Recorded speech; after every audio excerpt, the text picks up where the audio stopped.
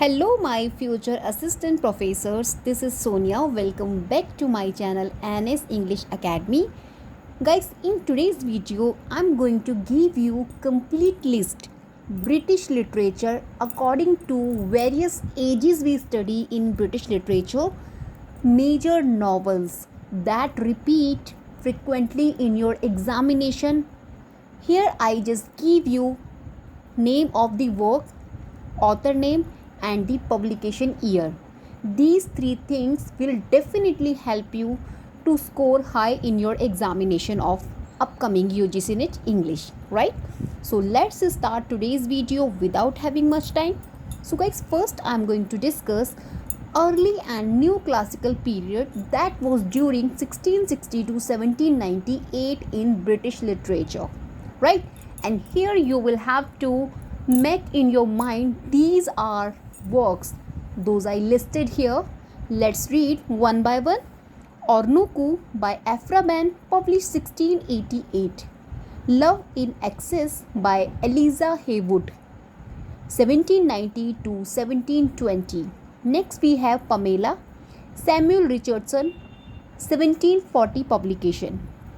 Clarissa by Samuel Richardson, again published 1748.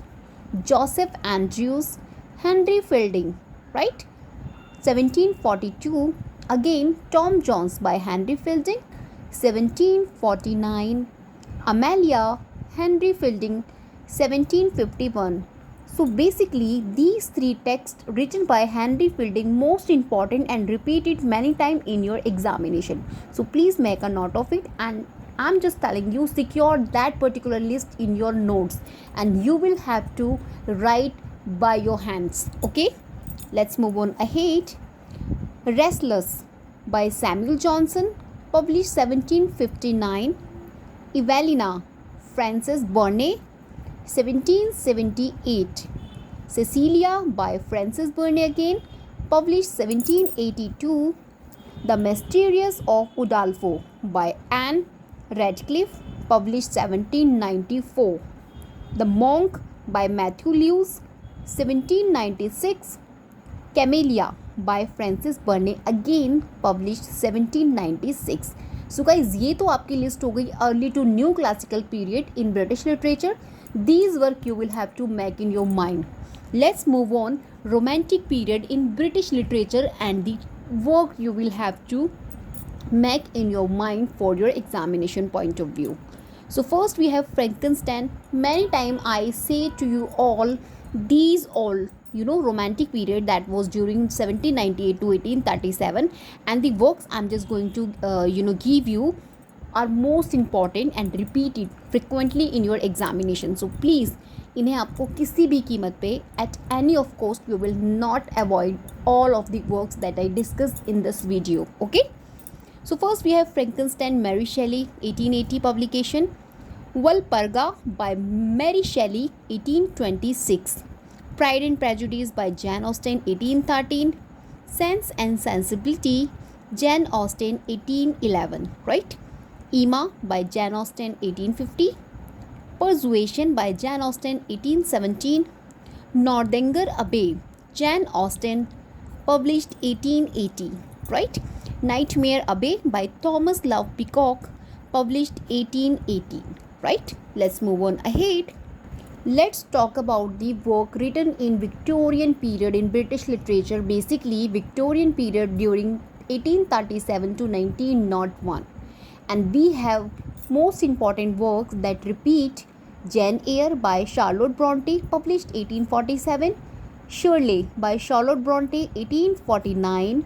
Villette by Charlotte Bronte, 1853. So basically these three works you will have to make in your mind, written by Charlotte Bronte. Okay, and Wuthering Heights by Emily Bronte, same 1847. Jane Eyre, published by Charlotte Bronte. Okay, The Tenant of Wildfell Hall by Annie Bronte, 1848. David Copperfield, Charles Dickens, 1850. Oliver Twist, Charles Dickens, 1838. Bleak House, Charles Dickens, 1853. Hard Times, Charles Dickens 1854। देखिए आप ना इसको trick से भी याद कर सकते हैं, जैसे कि ब्लीक हाउस आपका चार्ल्स डिकेंस ने लिखा था, और ब्लीक हाउस में चार्ल्स डिकेंस ने हार्ड टाइम स्पेंड किया था, राइट। तो ब्लीक हाउस के बाद आपका आने वाला है हार्ड टाइम। तो इस तरीके से आप इनको रिलेट कर सकते हैं। You have easy to remain in your mind. Like Bleak House में चार्ल्स डिकेंस ने हार्ड टाइम स्पेंड किया था, right. Next we have Great Expectations. और उस हार्ड टाइम के बाद इसको बहुत ज़्यादा चार्ल्स डिकेंस को एक्सपेक्टेशंस बढ़ गई थी लाइफ से लेकर, क्योंकि जब हम कभी हार्ड टाइम स्पेंड करते हैं देन हमारी एक्सपेक्टेशंस और भी ज़्यादा बढ़ जाती है, because we will become strong, right. So इस तरीके से आप ये 3 टेक्स्ट को रिलेट कर सकते हैं टू ईच ऑफ वन, जिससे कि आपको ईजी रहे कि किसके बाद कौन सा आ रहा है। क्योंकि एग्ज़ाम में जब क्रोनोलॉजी ऑर्डर आपको देखने मिलता है, ट्रस्ट मी, अगर आपने बहुत अच्छे से भी उसको स्टडी किया है, even then your mind jumbled up, you unable to select each of them in chronology manner. That is the anxiety of examination, जो हर स्टूडेंट्स के साथ होती है, किसी के साथ कम होती है, किसी के साथ ज़्यादा होती है। तो दैट्स वाई अगर आप रिलेट करके पढ़ेंगे then it will become easy for you all. Okay, so let's discuss ahead. Little Dorrit, this is also by Charles Dickens, published 1857। 1857 का विद्रोह हम सभी ने पढ़ा था ना, हमारे SST में हम लोग स्टडी करते थे when we are we study in our schools. 1857 का विद्रोह है ना, तो this is the same year Charles Dickens written little Dorrit. Okay, the women in white, Wilkie Collins 1860। The moonstone, Wilkie Collins 1868। The mill on the floss, George Eliot 1860। देखिए same year 1860। Now what you will have to do, एक तरीका और है, इन सभी text को अच्छे से list बनाइए और जितनी भी ईयर्स आपकी मैच होती हैं then first write that particular year. जैसे कि इन 1860 आपने इसको लिख दिया and decorate them according to your need, क्योंकि हम अच्छे से लिखते हैं तो हमारा मन करता है उसको अगेन एंड अगेन स्टडी करने का, राइट। अब आप इस तरीके से एरो डालकर उन सभी वर्क्स को लिख सकते हैं जो आपने स्टडी किए हैं same year. So this is also way to remain in your mind. इस वे को भी मैंने अच्छे से एक्सपीरियंस कर रखा है when I was preparing the same, तो मुझे इसका अच्छा रिजल्ट मिला था। That's why I am just going to give you suggest कि प्लीज़ डू दिस, राइट। चलिए आगे देख लेते हैं। Middlemarch by George Eliot 1871 to 72।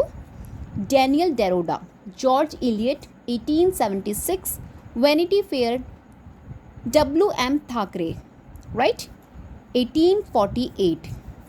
The history of Henry Esmond, W.M. Thackeray again 1854। Far from the madding crowd, Thomas Hardy 1874। I think this novel consider first written by Thomas Hardy.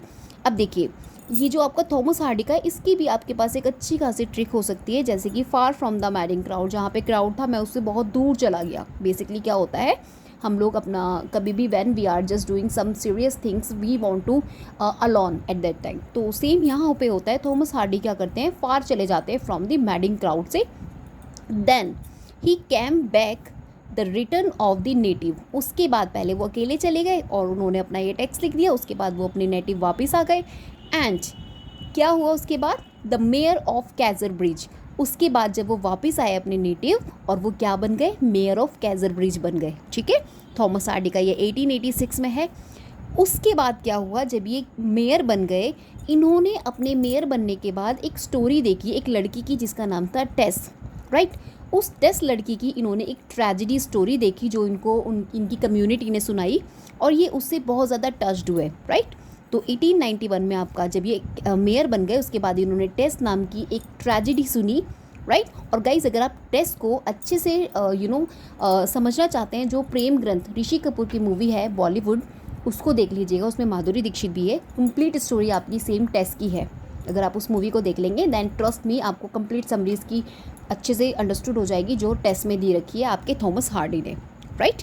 जूड the obscure, Thomas Hardy का 1895।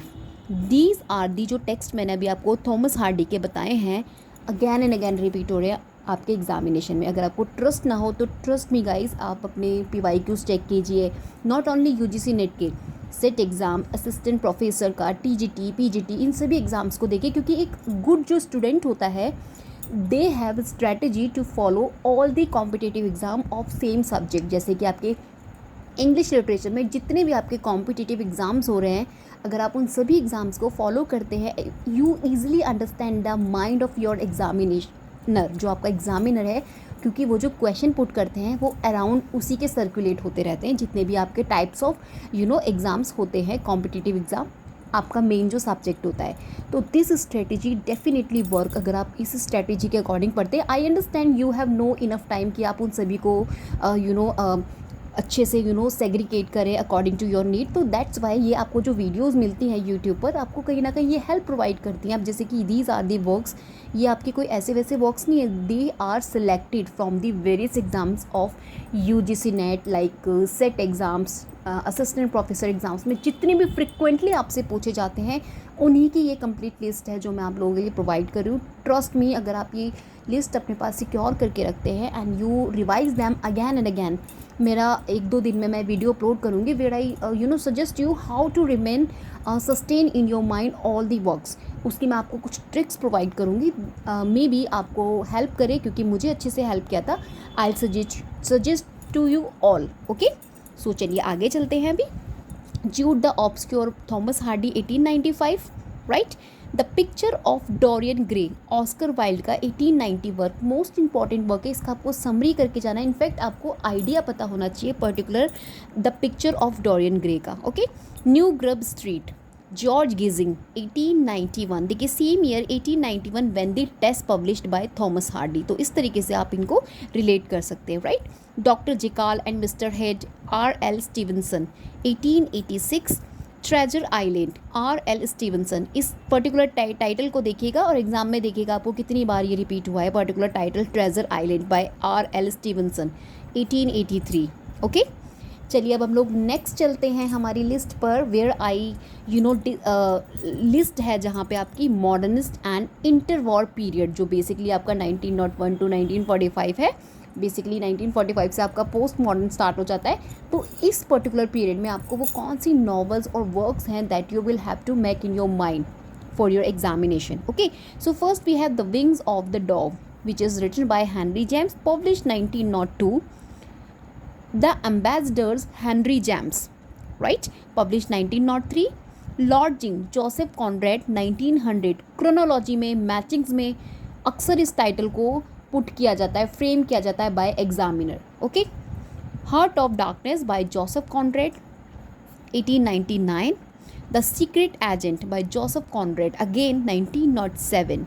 Sons and Lovers, D.H. Lawrence का 1913 most important novel है। This is the semi autobiographical novel also because here D.H. Lawrence describe his own story, जो इनकी अपनी real story है with his mother. तो उनके mother और एक बॉय का जो एक रिलेशनशिप होता है, जो बॉन्डेज होती है, that is elaborate in this particular novel, और किस तरीके से वो डिस्टर्ब कर रही है आगे की रिलेशनशिप को जब वो अडल्ट हो जाते हैं आपके D.H. लॉरेंस। और मॉरल जो आपकी नॉवल के अंदर है D.H. लॉरेंस की, ये जो सन्स एंड लवर्स है, तो इसके बारे में स्टोरी है। इसका आपको आइडिया भी अच्छे से अपने माइंड में रखना है, क्योंकि एग्जामिनर D.H. लॉरेंस को हमेशा इनके वर्क्स की क्रोनोलॉजी आपसे पूछते हैं। लास्ट एग्ज़ाम जो अभी आपका हुआ है 7 जनवरी को इंग्लिश लिटरेचर का, where also the question from the D.H. Lawrence, जहाँ पे आपको क्रोनोलॉजी सेट करनी थी। सिंपल क्वेश्चन था, राइट, बट आपको पता होना चाहिए कि कौन सा फर्स्ट आया था। द वाइट पिकॉक करके इनका फर्स्ट है, एंड देन द आपका Sons and Lovers. Okay, the Rainbow D.H. Lawrence का 1915, और इसी का सीक्वल आप मान के चलिए Women in Love, that was 1920 after 5 year. Okay, the Waste Land poem T.S. लीड का 1922। इसके आपके जो 5 सेक्शंस डिवाइडेड हैं, उन सेक्शंस को आपको अच्छे से क्रोनोलॉजी करके अपने माइंड में सेट करके रखना है। जेकॉब्स रूम वर्जीनिया वुल्फ का 1922। वर्जीनिया वुल्फ के भी वर्क्स आपको क्रोनोलॉजी मैनर में लर्न करके रखने हैं, 6 और 7 works in chronology manner and the ideas too. Mrs. Dalloway, Virginia Woolf, and she used technique, stream of consciousness. So all the things you will have to make in your mind, right? To the Lighthouse, Virginia Woolf, 1927. The Waves, Virginia Woolf, 1931. A Passage to India, E.M. Foster's, 1924. Also you will have to detail summary आपको इसकी करनी है, और मैंने अपनी video में अपने channel पर LNS इंग्लिश अकेडमी पर जितना भी facts you should know about the E.M. Foster, I have uploaded. So please go and check that particular video of mine, क्योंकि मैं लिमिटेड आपको बताने की कोशिश करती हूँ, क्योंकि जो आपका लिटरेचर है it has wide area to study.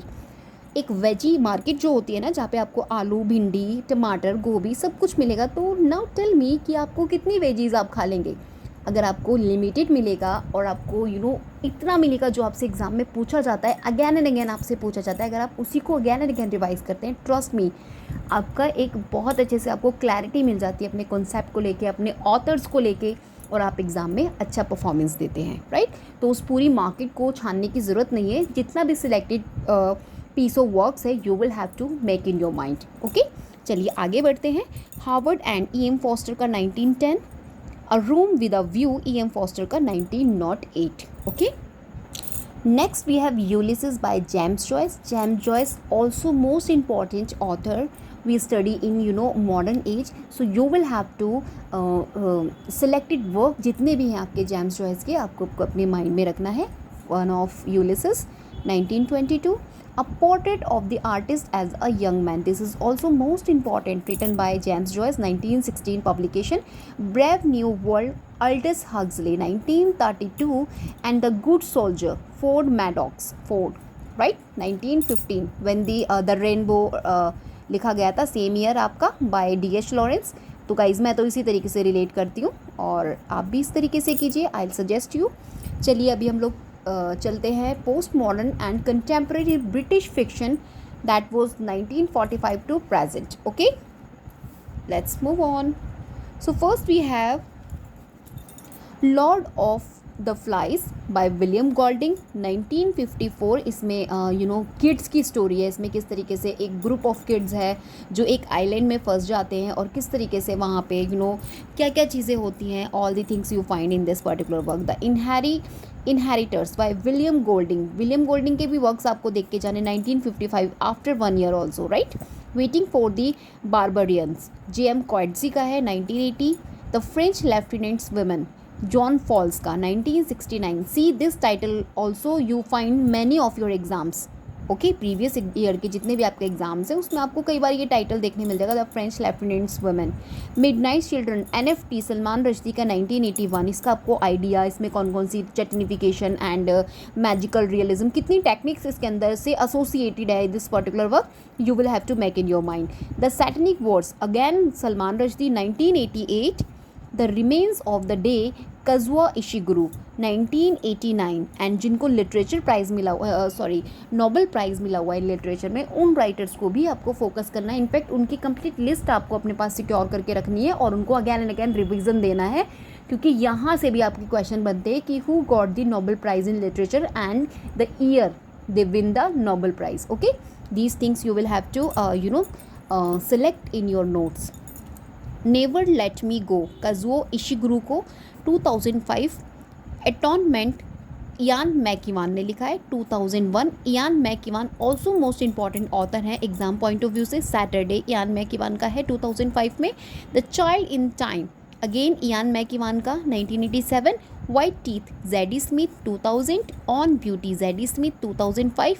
Position, A.S. Byatt, 1990. The sea, John Banville, 2005.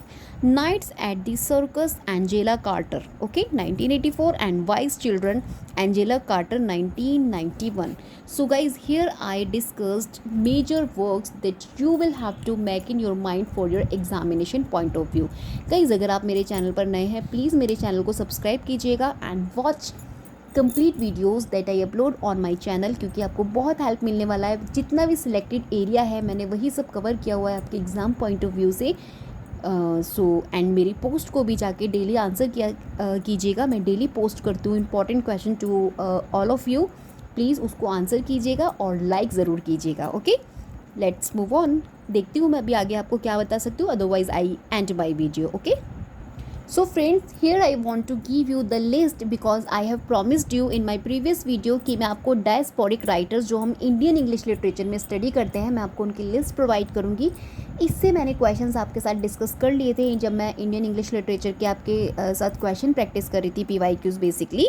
तो now I am giving you the list like Salman Rushdie, क्योंकि यहाँ से भी क्वेश्चन आपको बनता है कि select the diasporic writers in Indian English literature.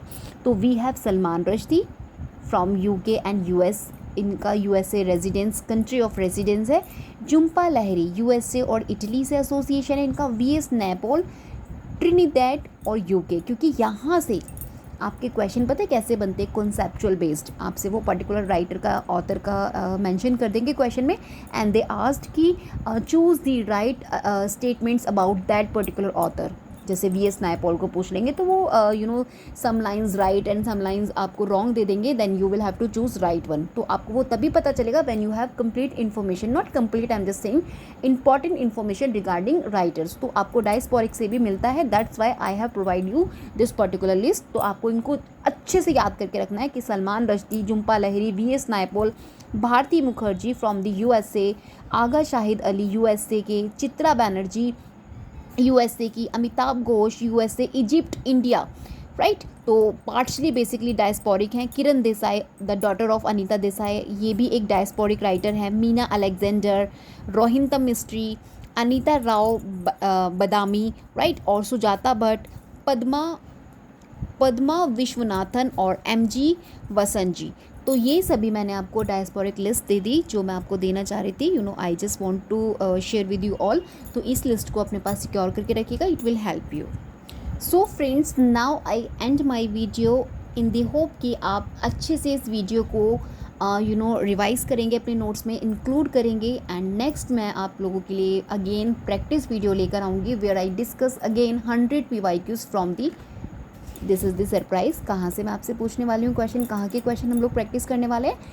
आज का आपका वर्क यही है कि आपको इन सभी वर्क्स को अच्छे से माइंड में और अपने नोट्स में सिक्योर करके रखना है, right. Till then bye bye, we will meet in next video.